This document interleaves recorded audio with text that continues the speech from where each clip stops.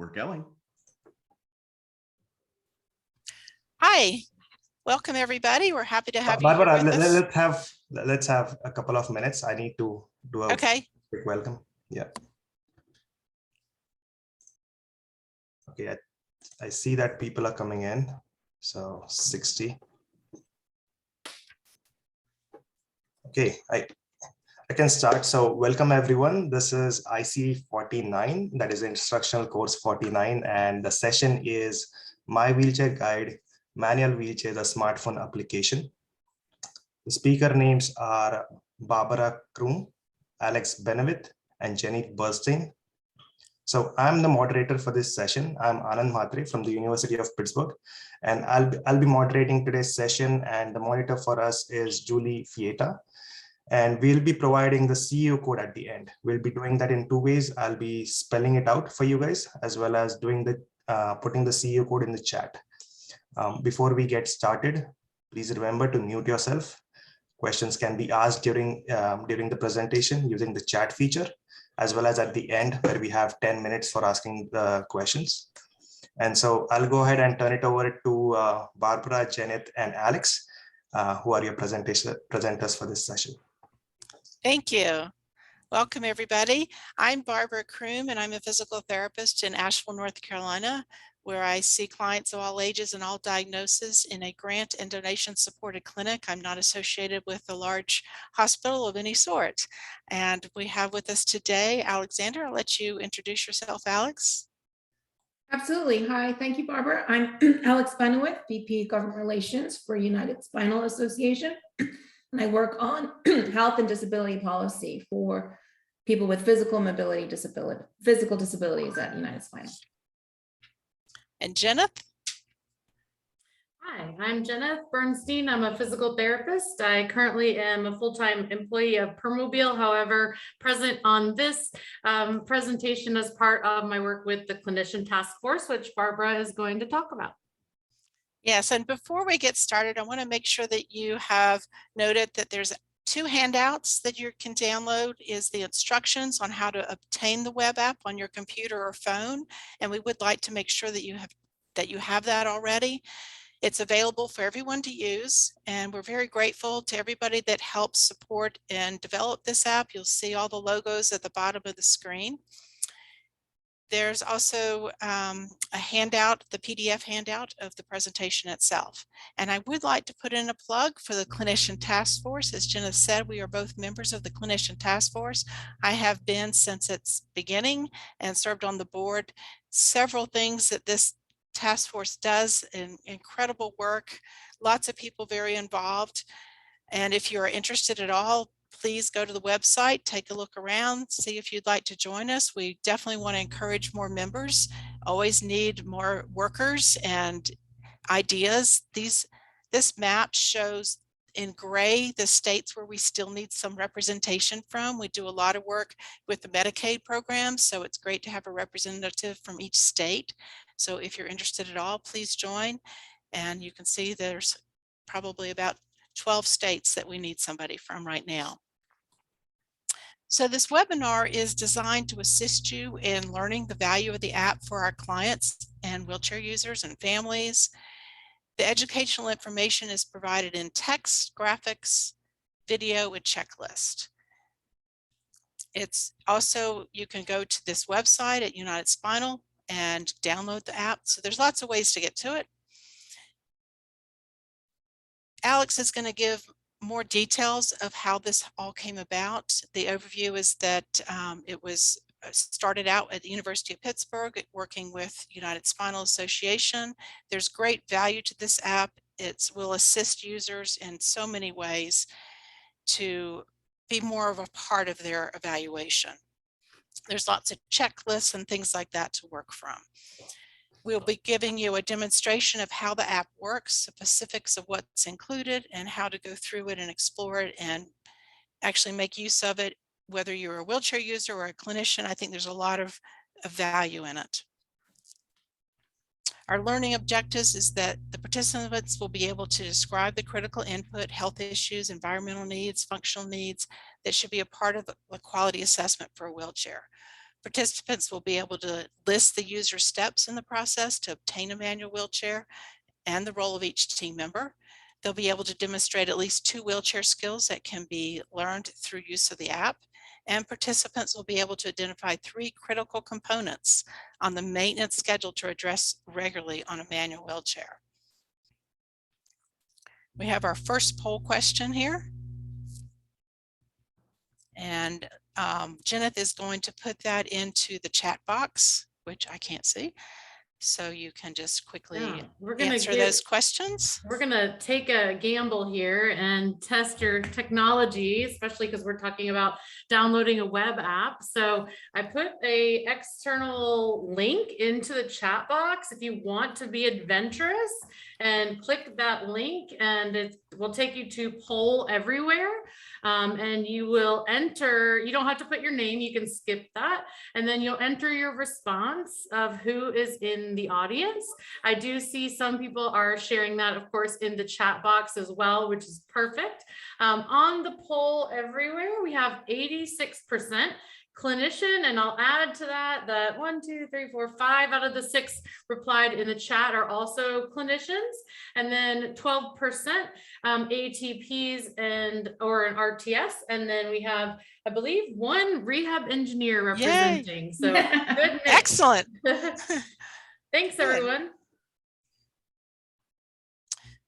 So Alex? Yes, thank you for participating in the poll. That's great to hear. And I will get started on my slides just to tell you a little bit more about how the project got started. So according to CDC and recent US Census data, there are about 8 million individuals who have mobility disabilities, and approximately 3 million of those are wheelchair users. So you can see there's a great need, a huge need to help individuals get access to the right chairs and to help figure out what the customizations are for those chairs.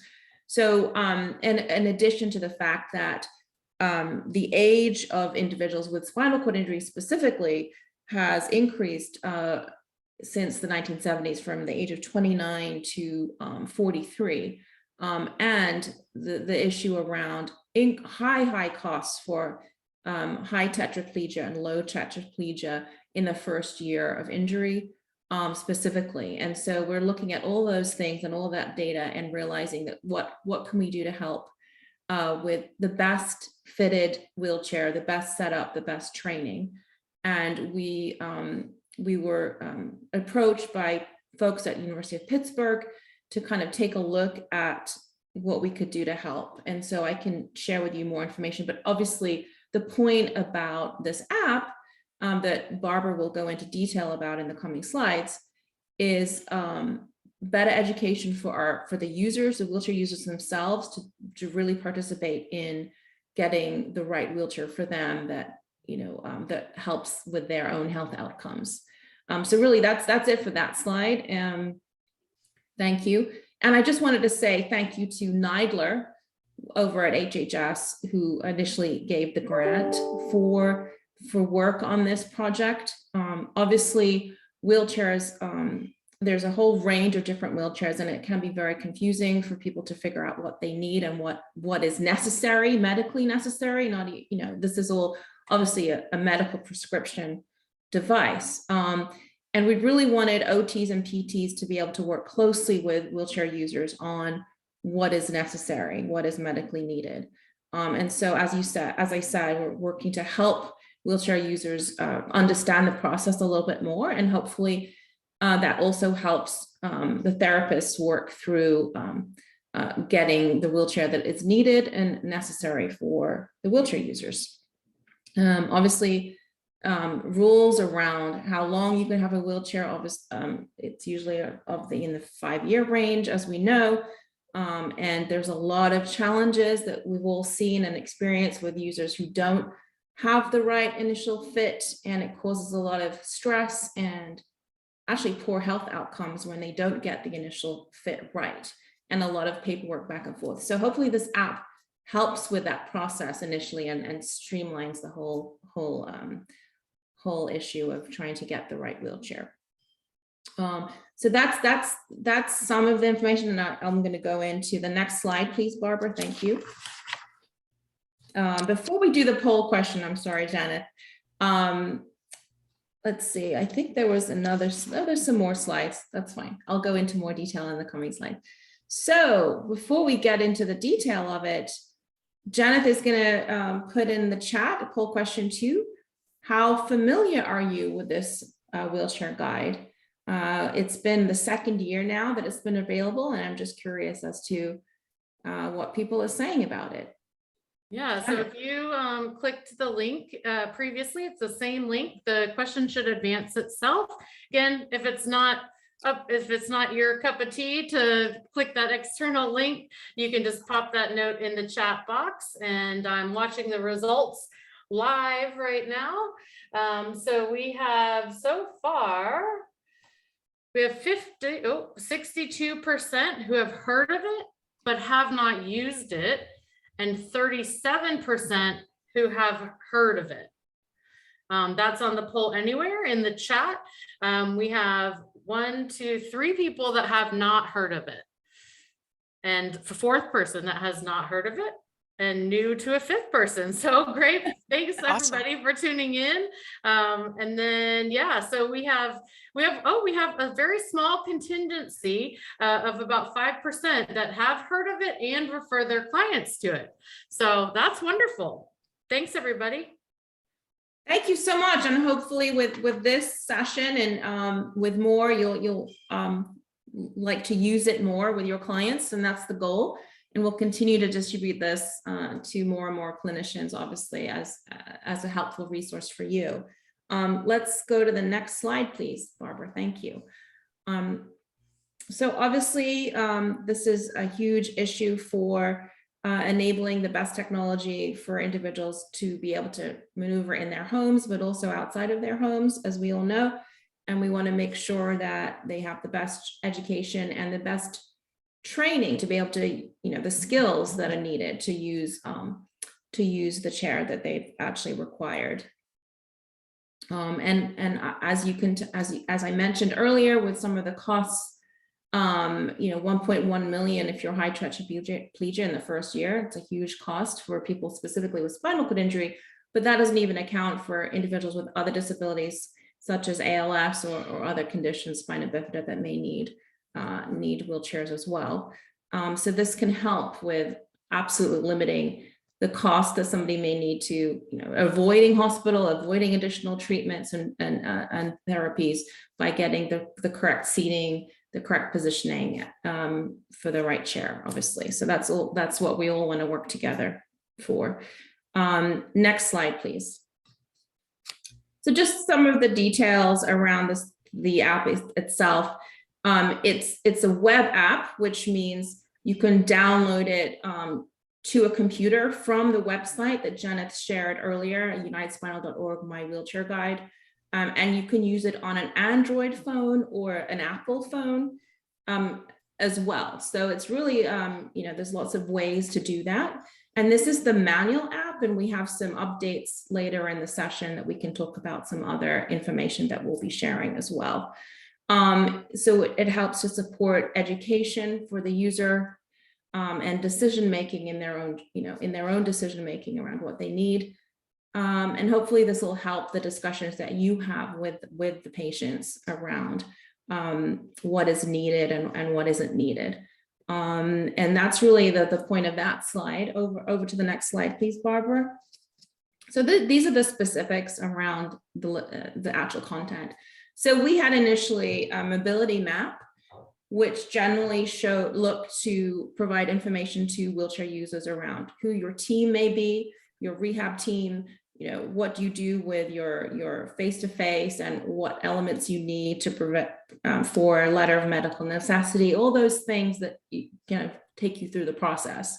And we had that. It was used by a lot of people, but it was a little old and a little clunky. So University of Pittsburgh came to us and said, look, we want to convert this mobility map to an app that we can, hopefully have more people use it more in a user-friendly way. And so we really appreciate the input of the clinician task force in providing some edits to the first launch of the manual app. including Barbara. Thank you so much. And there's more information about the other clinicians that were involved in the process as well on our website. And thanks to Janet and Mary Shea Stifle, who also has helped with recent edits to the manual app. So we're constantly looking at this and constantly wanting to make edits to make it as helpful as possible to you all and to the clients that you support.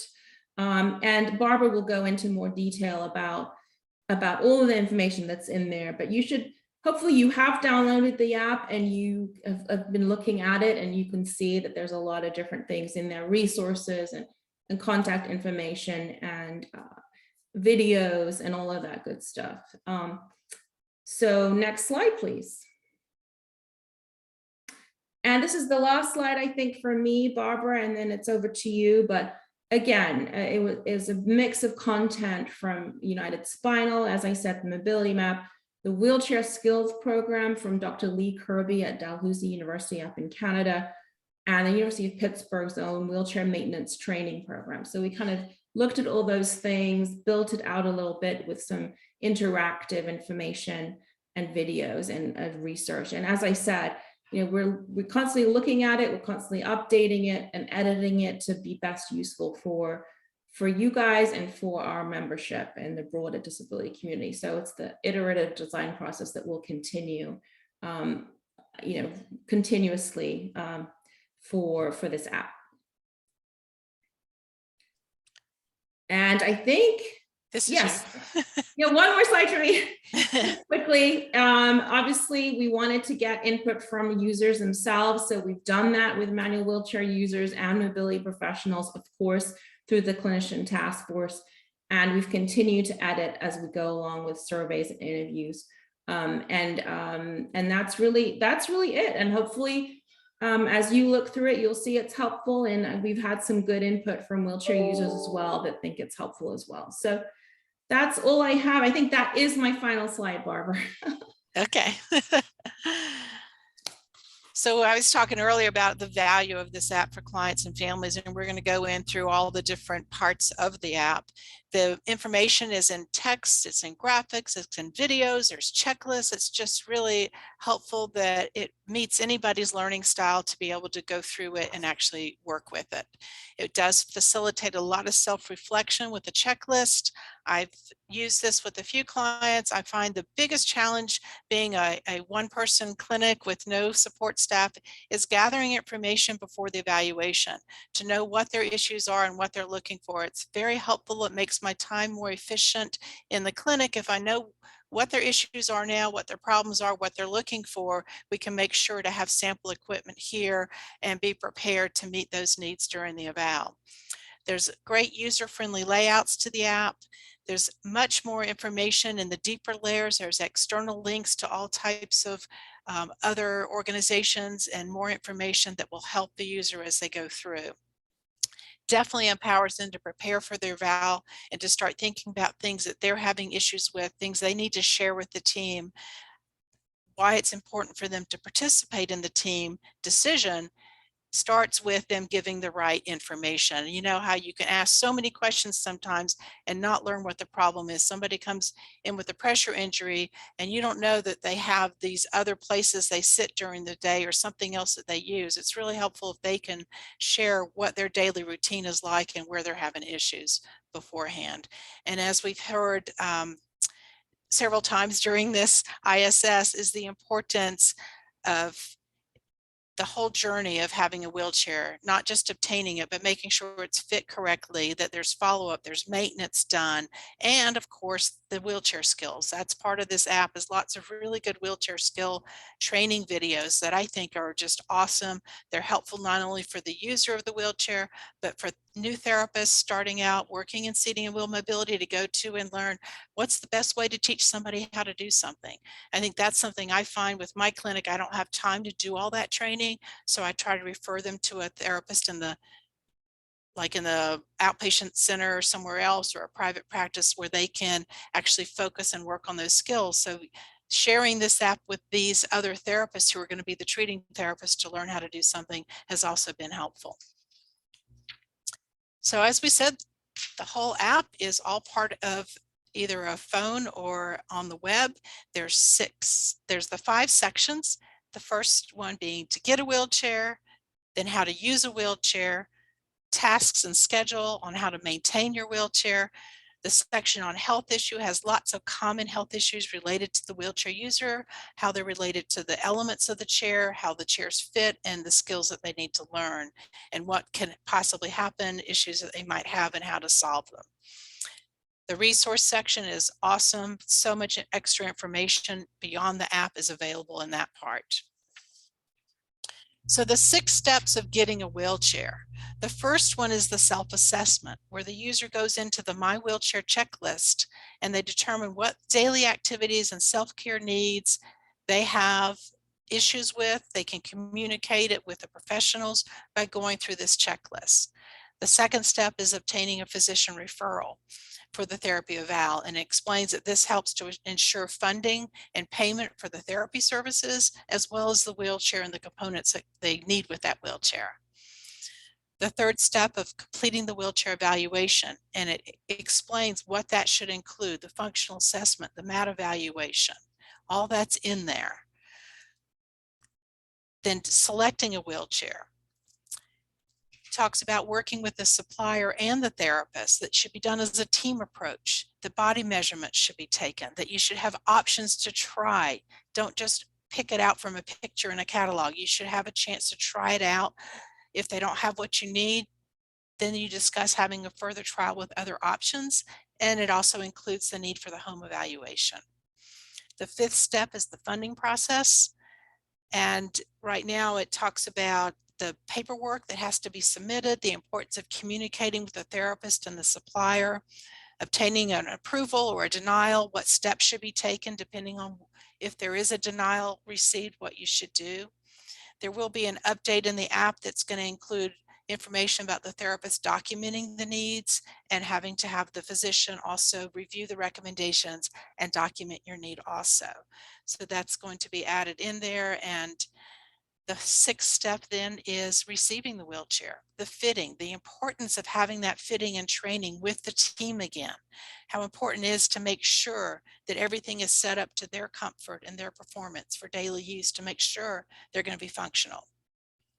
So it really does emphasize the team approach and the steps that have to be taken to reach that level. There is also, of course, the maintenance section and adjustments that are needed. So we're going into the get a wheelchair, the first part, the first section of the 5 sections. And the first step being self-assessment. So you'll see a number of questions there, and it takes you through all the pages. Once you answer a question, you click on next, and it takes you to the next question. So for instance, what wheelchair features are important to you? And this isn't everything that's on there. There's what, 12, at least 13 or so things to choose from for people to choose. These are the things that are important to me.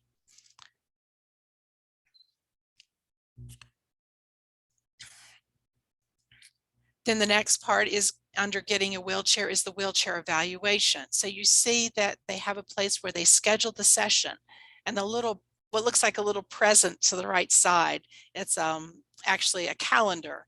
You can go in there and put in a reminder to yourself. So this is like a checklist for the user to make sure as they progress through the process that they get everything done. There's links within the app that provides additional information. So anything that is in orange font, like My Wheelchair Checklist, if they click on that, it will take them into that checklist.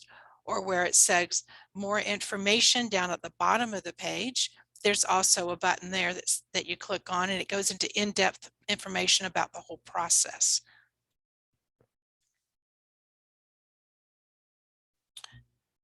Within the Get a Wheelchair is a Q&A section. And when you click on that Q&A section, that's where you get to a number of questions, including the first one that says, what can I expect from an appropriate wheelchair evaluation? This is where the roles and descriptions are included to explain that the evaluation is performed by a therapist who specializes in wheelchair and seating. The therapist ideally should be certified as an ATP, possibly certified SMS. It refers you to the wheelchair supplier who's certified as an ATP and possibly also certified as an SMS, seating and mobility specialist. So these people will work with you, the supplier, the physician, all as a team, and the therapist will document your need.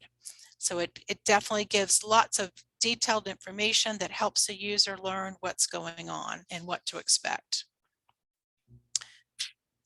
So going back to the main page of Get a Wheelchair, and you'll see the section on elements. And within that element, you click on the frame or backrest or whatever. So in this instance, the picture's showing clicking on frame, and under frames, there's folding, rigid, and ultra lightweight. And you click on each of those headings across the top of the page, and it describes and it shows a picture of what that type of chair looks like. So there's many times when I've on the phone with somebody, I say, well, you're looking for a cross frame folding chair or a rigid frame, and they don't know what that is. If they had this app, they could go in and they could see it, and it makes it a lot easier to explain ahead of time. Then when they go to the check it, they answer the question, oh, my manual wheelchair is, and they click on what their chair is, and they save that. As they go through and click on all these different things, it gets saved in the app, and then they can send that and share it with their therapist. Under Get a Wheelchair, we have the section on fit. So you go to the wheel and you click on the wheel that's in red here, click on Go, and it takes you to the next page. There you see the position of the wheel, the importance of the alignment of the wheel axle, and pictures that demonstrate what happens when you're in line versus it being behind you versus in front of you. And then the user clicks on my wheel position is, and they select which one of those it is and save it. So it really helps them to analyze themselves and think about, oh, I never realized that's probably what my issue is, because they learn so much when they go through the app. So in using a wheelchair under Fit, the self-assessment tool and checklist goes through all these different things, including the backrest height, the angle of the seat to back, everything that you can possibly think of, they get to go through, and then the summary of those responses is created as they answer the questions and they email it over to the therapist. Within the app is also a place for the user to save the contact information for their physician, for the supplier, the therapist, the clinic, and who's going to be transporting them to the appointments. Under Use a Wheelchair, under Wheelchair Skills, this is extremely helpful for the consumer to just learn more about how to use their wheelchair. It includes pictures, videos, text descriptions of skills, including propelling forward, backward, braking, going up a ramp, or going across a side slope, how to turn a corner, open a door. There's so many things that are in there. It's just awesome. Then you also have your intermediate and advanced skills, and it always includes a recommendation to do this training with a skilled therapist.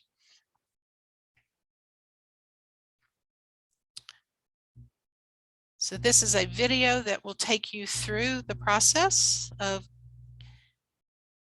wheelchair skills, how to get to everything. I would like to show you the steps to go through app pages to access the wheelchair skills video.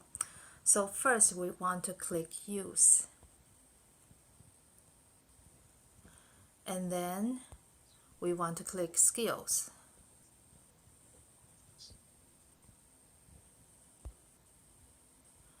We have 18 wheelchair skills video.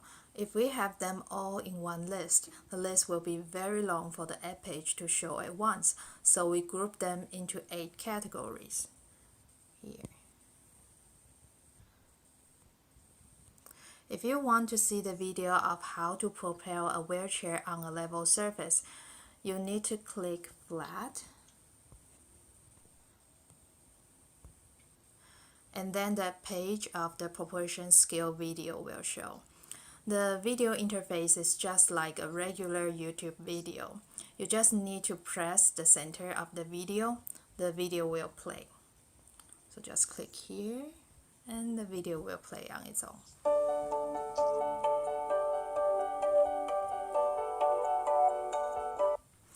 And if you click the 3 dots at the right lower corner, here. The function to turn on and off the captions will show.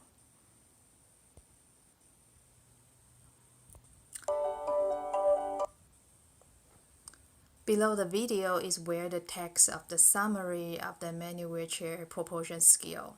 You can just swipe up the text to review the whole script. If you want to browse through the videos, you can click the tabs and arrows on the top of the page here.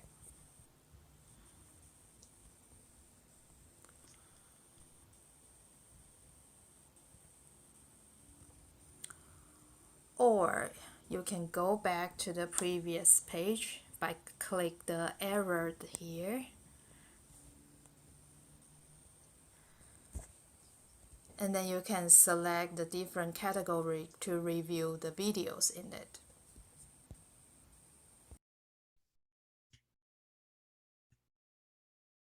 And our next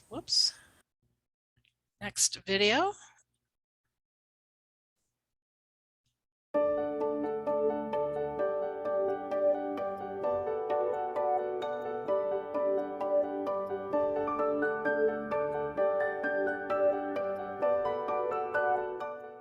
This video will show you some wheelie skills. Wheelie skills can be applied to navigating advanced terrain, like going down a ramp or curb, or going over a soft surface. The basic wheelie skill is to maintain a steady wheelie position. Once you can independently pop and keep the wheelie position for more than 20 seconds, you should learn to increase and decrease the tilt angle, move forward, and turn in place. You might be able to practice these skills on your own if you have a friend or caregiver who is strong enough to be a spotter. Find a flat space that's at least 7 square feet. Loop a bed sheet around the axle between the wheels. The spotter can prevent you from flipping by holding the sheet tight, but providing you with enough slack so that you can pop a wheelie. The spotter should maintain a wide base of support and be close behind you, ready to pull up on the sheet when you go backward past your tipping point. When you're in wheelie position, never let go of the hand grip. If you start to tip backward, you can regain your balance by pushing forward on the wheel and leaning forward. 2 people can spot you by standing at either side of your wheelchair and using their feet to block the wheels. This way, you can practice stationary wheelies in a more controlled setup. Without moving the wheels, focus on tilting just the frame of the chair so that your hips are lower than your knees. You need to be very careful when performing wheelies if you have heavy backpacks hung on your wheelchair backrest. They change your center of gravity and increase the risk of tipping backward. Practicing these techniques will challenge your balance and require spotters who have been trained by a physical therapist or occupational therapist. Your motor function and wheelchair fit and setup can also affect your performance.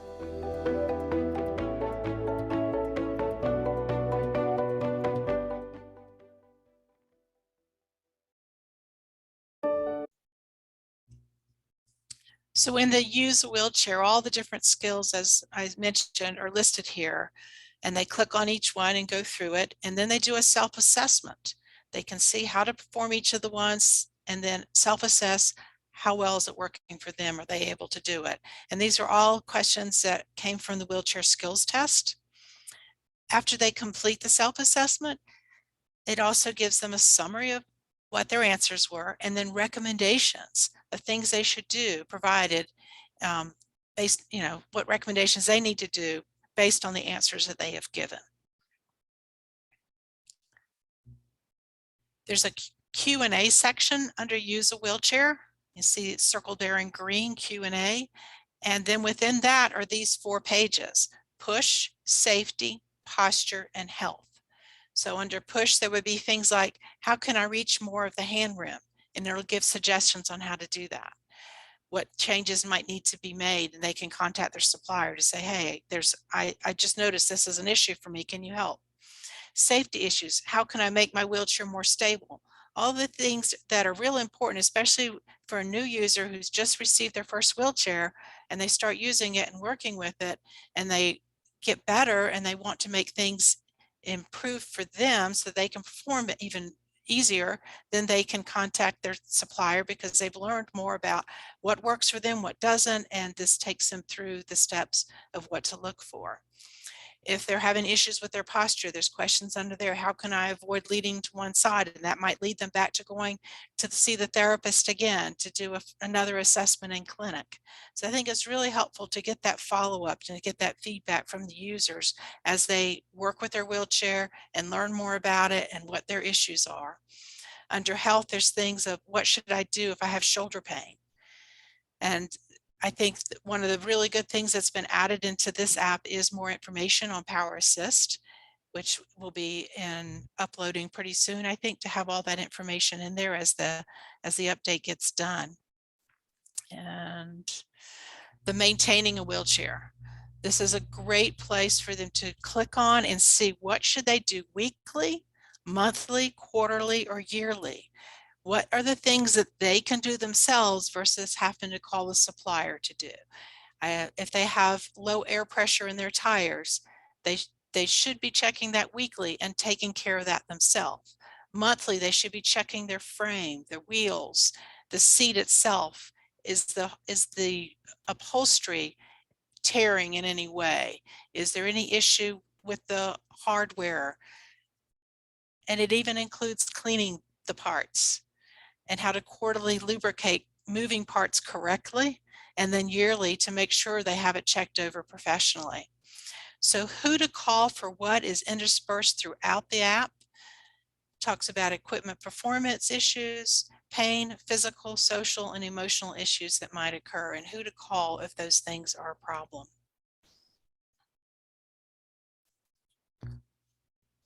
Under health issues, going back to the main page, you click on health and it brings up all these different areas that might be an issue for somebody using a manual wheelchair. Common issues that need attention, explanations about pressure injuries. I believe that's been updated in the new update to be injury and not ulcer. What the consequences of that are, treatment options, what it might cost to take care of that problem and resolve it, common causes of each of these injuries, the signs of an injury before it gets really bad, and how to help prevent even getting these injuries to start with.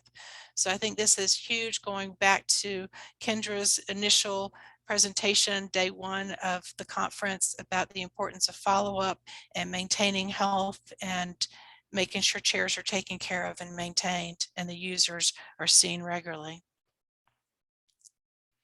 There's so many resources within the app, it's impossible to list them all.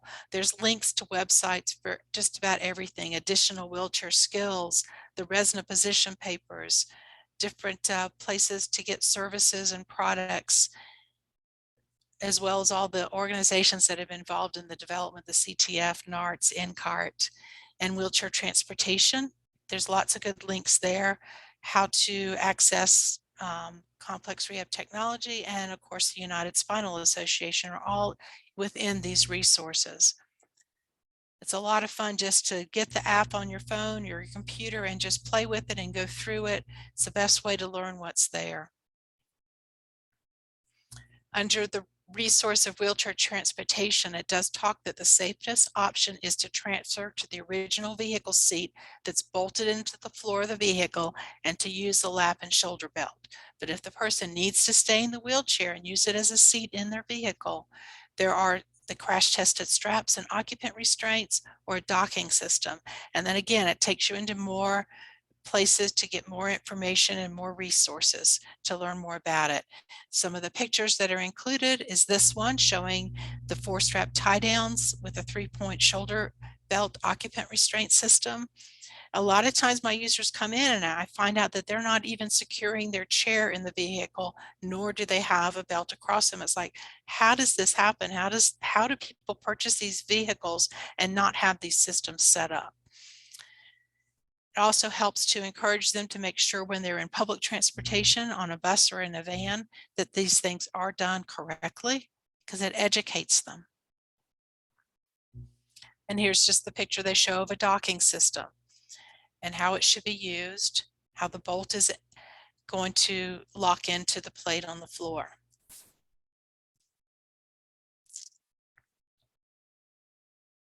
So the updates, I'm going to turn this over to Jenna to share with you what the updates are. Yeah, perfect. Thank you so much, Barbara and Alex, and Barbara, for all of your excellent detail of what's included in the app. That was awesome. I know that so much work from all the organizations that are on your screen went into this. And so last year, Mary Shea, Stifled, and I continued this work to come in with fresh eyes, non-authors, and make some updates. And so that's always easier to do than build the content from scratch. So that was our role. So we intended to update anything that was necessary, fill in a couple of gaps, and then also we started to work on the soon to be released guide for power wheelchairs. So the My Wheelchair Guide Power. We also took into consideration the presentation that Barbara and Alex did in 2019 at RESNA. And what's that? 2020, sorry, did you say that? Yeah. 2020, so who knows? I'm gonna time warp. It's, yeah, no worries. 2020 and the feedback that they received during that presentation. So just to give you a little bit of an update, there is some work magic happening behind the scenes to get some of the work that Mary Shea, Stifled, and I have been doing. So it may not be updated quite yet, but it is in progress. So here's a few things that we worked on that will apply to both manual and power. So we updated some of the language and terminology. For example, Barbara mentioned we're changed to pressure injury from pressure ulcer. Even though this is a user-focused, consumer-focused app, we want to still use as much up-to-date terminology as possible, but still keep it understandable. We also added more detail to the self-assessment portion, such as asking yourself more about advanced wheelchair skills, other terrains that we might have not had before. We also added some more detail to the home evaluation and transportation questions. And then we did a lot of work expanding on the process of referrals, funding, documentation, all of that good stuff. And then the third box there, to increase the ease of getting accurate information from the client, we added some images that could help someone, let's say for example, assessing their home, how to take a measurement of the inside of the door frame, not the outside of the door frame, so that you get that little ½ inch on either side really accommodated for. So hopefully that will help you as a clinician, if you're on as a clinician or an ATP, have more accurate information up front. We checked some of the links to the alternative funding sources and added a few that we were aware of. We changed and updated some images that will that are like for products that are no longer available or no longer being made, and then or may have just changed since this work first started. We clarified some of the seating and positioning descriptions for postural supports and different cushion materials. And yes, clarified some of the wheelchair component descriptions. And then finally, we are always evolving the Q&A that we think will be helpful to our clients to have. So I will just go into a couple of things specific to the manual guide that you can expect, and then a little teaser about the Power app, or the Power version.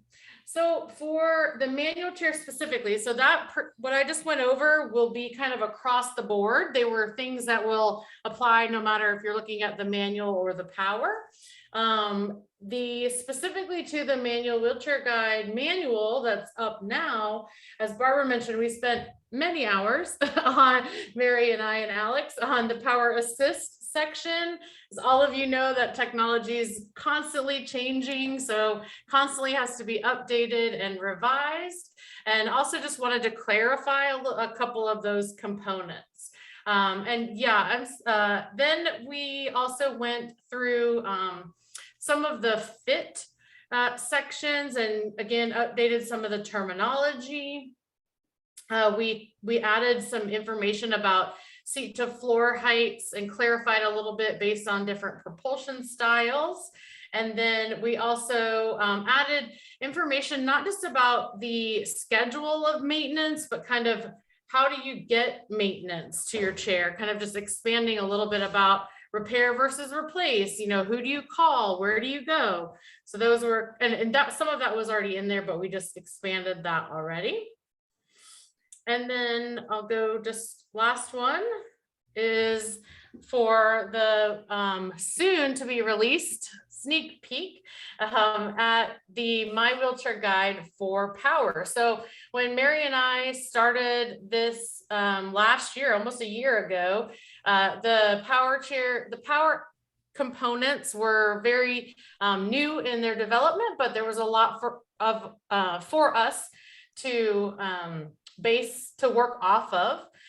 So we went through, and so far we have clarified the drive wheel configuration descriptions. We've kind of updated the language regarding maneuverability. We've added, the emphasis on tracking technology, caster position considerations, and updated some of the images. And then regarding some of the components, we spent a lot of time on arm pads, arm rests, and foot rests, and clarifying, cantilever flip back, 2-point flip back, padded waterfall, gel, like all the arm pads. There was a lot of arm pads.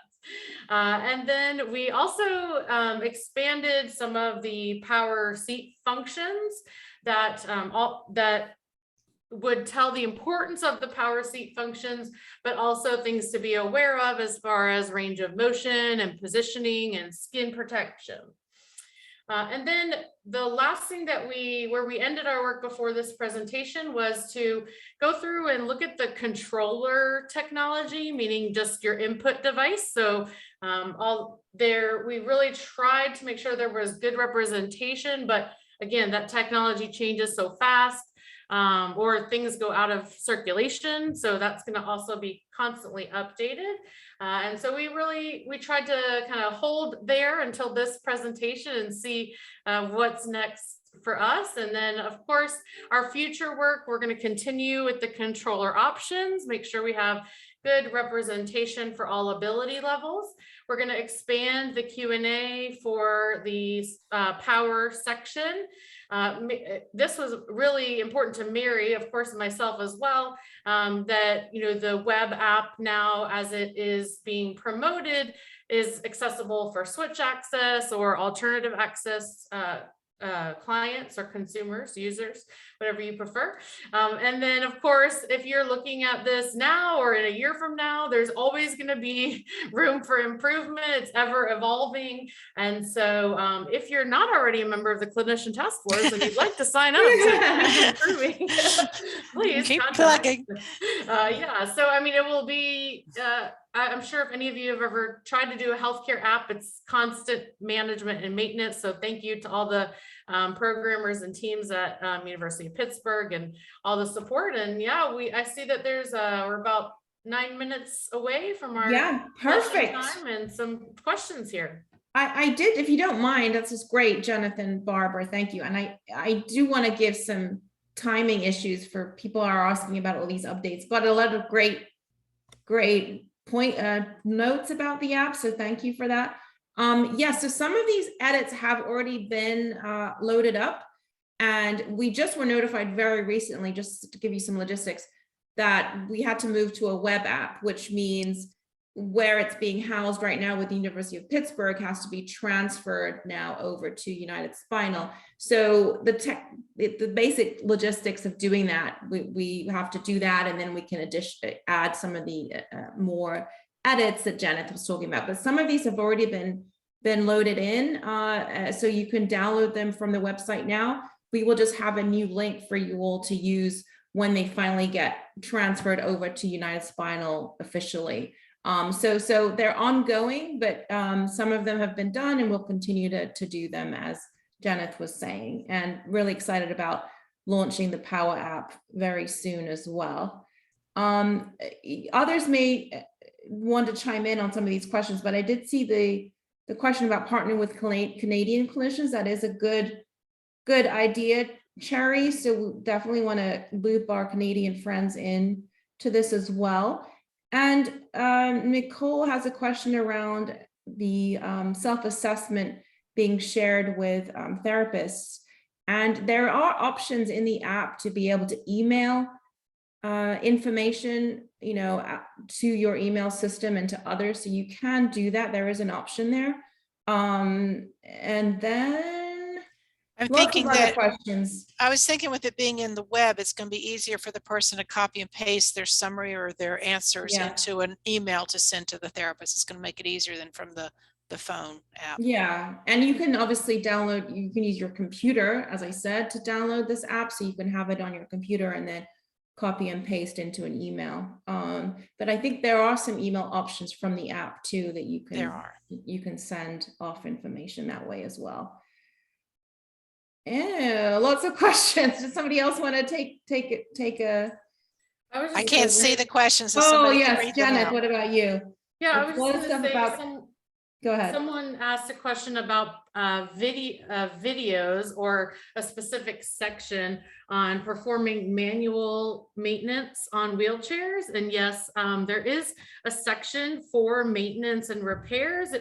There are some there are some images and instructions on that daily, weekly, monthly recommendations for maintenance.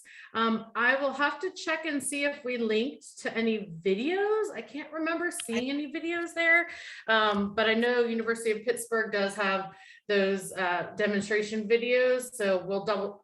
Alex probably knows it by heart better than I do, but we can see if there are any videos that we'd be able to share. Yes, I know that University of Pittsburgh has been working on a lot of different ones, so we can double check on that. That's a good question, Kara. One thing about it is there's a place where you can take a picture. If you have it on your phone of what your issue is, you can save that picture and send it to the supplier. So it cues you, when you're doing these inspections and you find something wrong, take a picture, send it to the supplier. It's just so many people just let things go for so long and don't bother to call, and then that's a real problem and they have nothing to use. And there was one other question: when will the Power version app be available? It's in process. Janet Bernstein and Mary Shea Stifle are working hard, providing a lot of updates. So really we want to get it to a good place, but it's soon. I would say soon. I would say this year. I would say later this year, but yeah. Good.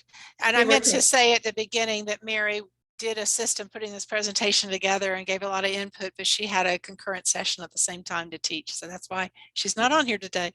Yes, so we have to tell you that. Yes. Perfect.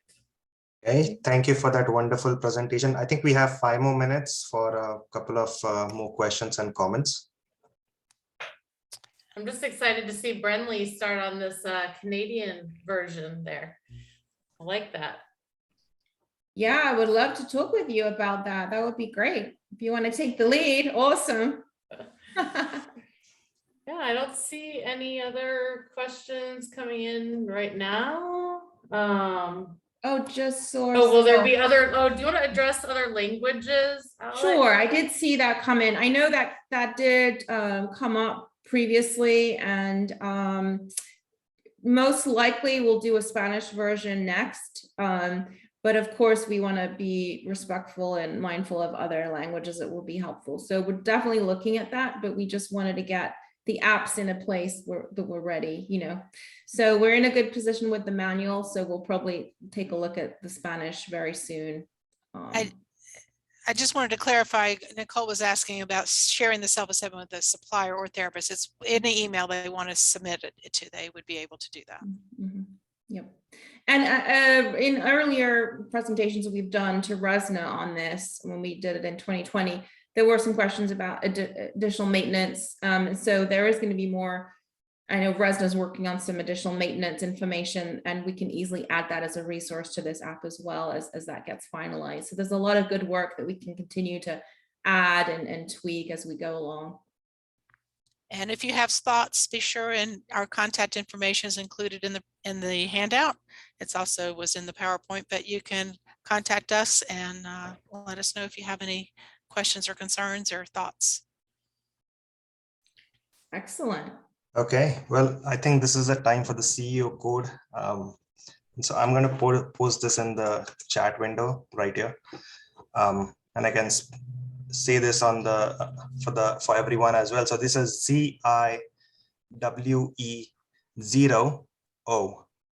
I spell that for you. This is Z for zebra, I for India, W for William, E for easy, 0, that is the number 0, and O for Oscar.